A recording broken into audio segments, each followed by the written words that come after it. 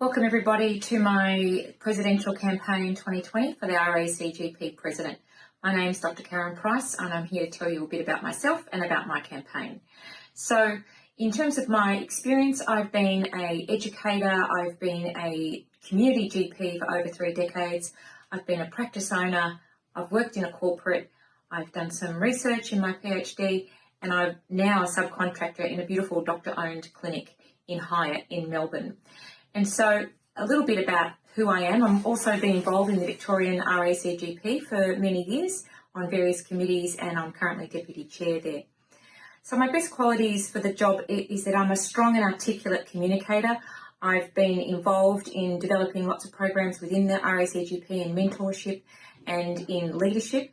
And I've also, outside of the college, been an innovator in terms of developing GPs Down Under, a grassroots organisation that's been instrumental in communicating messages from within the GP community and up into other areas of government and into boardrooms.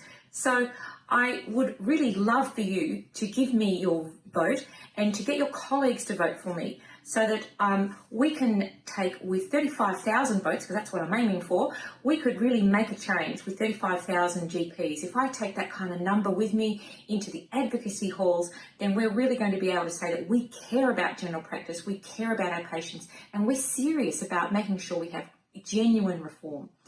My campaign is going to be based on three major structures, which is rebuilding, rebranding, and rewarding general practice for high quality care. We need to reinvest and reward general practitioners for doing a fantastic job with their patients. We currently have 4 different funding streams, from private fee and gap charges. We have Medicare insurance, the rebate levels. We have bundled payments, which have just recently changed from diabetes care into quality QR PIP payments. And we have a small portion of private insurance with work cover and TAC. All of these funding streams need to be reformed and looked at. The terms and conditions, because every bit of money that we get, whether it's private or public money, comes with terms and conditions, and they need to be navigated very carefully so that we have physician autonomy. There are also some really wonderful innovative models, such as the NACHO fully employed model, and there are other models such as community-owned general practices, which are really innovative, and I think we need to look at those because there are so many different contexts across the Australian landscape that perhaps one size doesn't fit all. My second point is that we need to rebuild the RACGP to be a values and member-led organisation. I really believe in people-powered leadership. The RACGP should develop a brand called the RACGP Accredited Family Physician. This is to give us something similar to ACRM, who has the Rural Generalist, which has been a very successful rebranding. We need to do something very similar so that patients, government and our colleagues in hospital recognise that we are fellow colleagues, we are specialist medical practitioners.